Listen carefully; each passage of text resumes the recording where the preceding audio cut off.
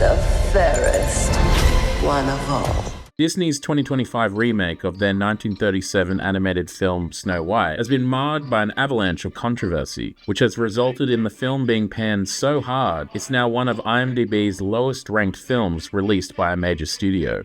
And I can only hope that at every premiere and everything I do, people will wait in line to see.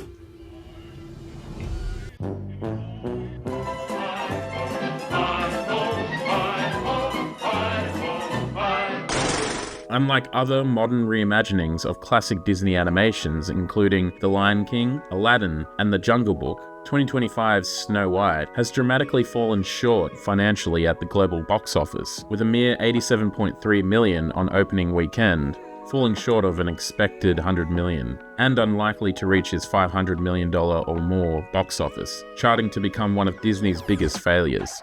It is Friday night at 10 o'clock. There is nobody at the theater. And you want to know why? And look what opened. Boom.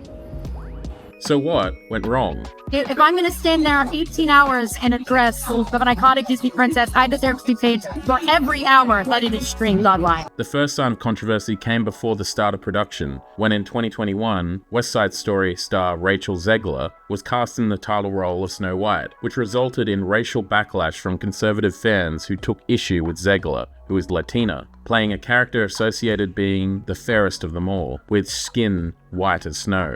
The issue echoed similar vitriol targeted at casting for 2023's remake of The Little Mermaid. I mean, I never in a million years imagined that that would be a possibility for me, particularly Snow White.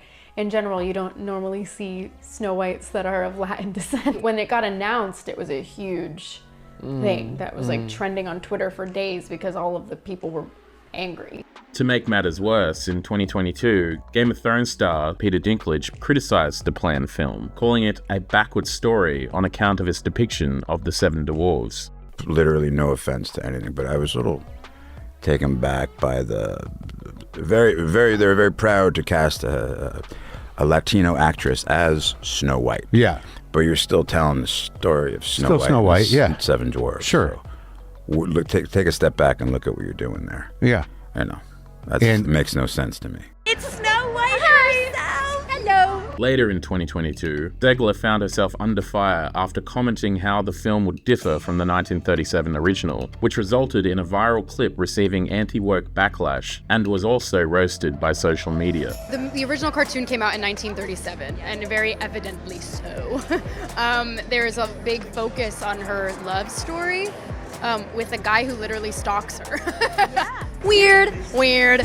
There's so much from this animated movie that we have taken from and used in our own. I just mean that it's no longer 1937, and we absolutely wrote a Snow White that is not going to be saved by the prince. She's not going to be saved by the prince, and she's not going to be dreaming about true love. She's dreaming about becoming the leader she knows she can be. It's really not about the love story at all, which is really, really wonderful. And whether or not she finds love along the way is anybody's guess until 2024. All of Andrew's scenes could get cut. Who knows? It's Hollywood, baby. There's going to be so many stories that come from the set about how difficult I am to work with. By 2023, after dealing with the SAG-AFTRA strike, which delayed the film's release a whole year from 2024 to 2025, all-out war broke out in Gaza between Israel and Palestine, which would go on to adversely affect the release of the first teaser trailer. So, whistle while you work. On August 10th, 2024, outside of criticism for its reliance on CGI and uncanny valley effects, the teaser was met with calls for a boycott due to Evil Queen actress Gal Gadot and her pro-Israel stance.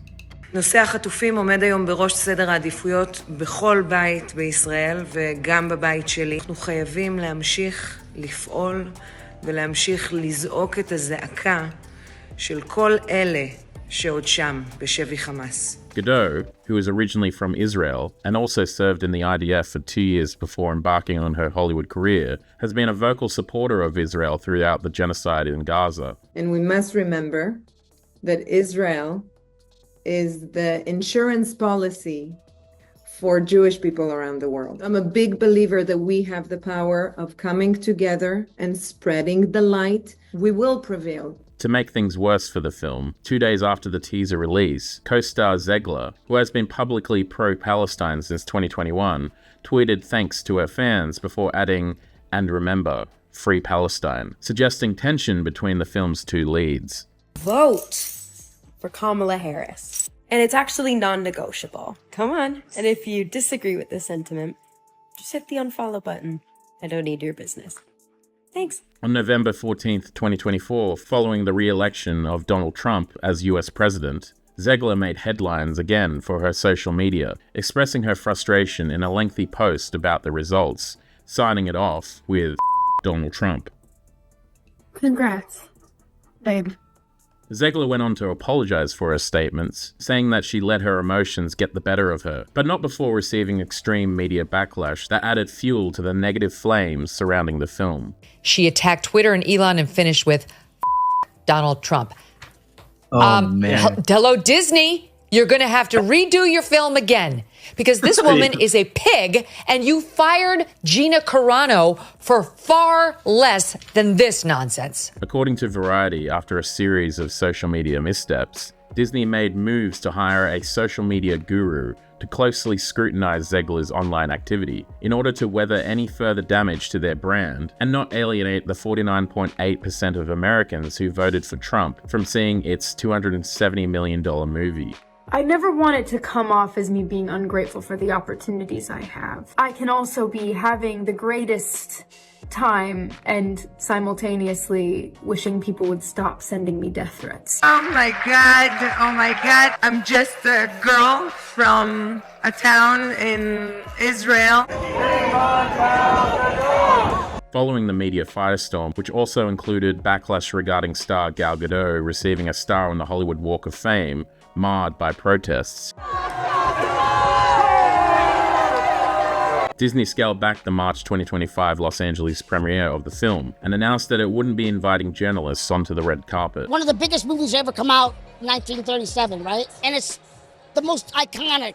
Actor Martin Kleber, who voiced Grumpy the Dwarf in the film, voiced his frustration over Disney's decision, claiming it was due to the controversy with Rachel, quoted saying that, "It's basically going to be a pre-party. Watch the movie and that's it. There's not going to be this whole hoopla of Disney's first movie they ever made. Because of all this controversy, they're afraid of the blowback from different people in society."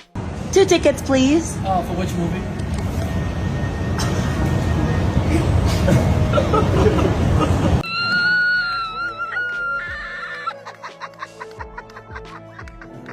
I think I did really, really well, and I think this is like my prize is bragging rights. With its March 21st, 2025 release come and gone, the road to failure for Snow White appears complete, with its journey marred by controversy and Disney in damage control, on track to be one of their greatest failures in its long and storied history. And to everyone who hates when I win, the winged victory came to the Louvre in pieces, and people still line up to see her.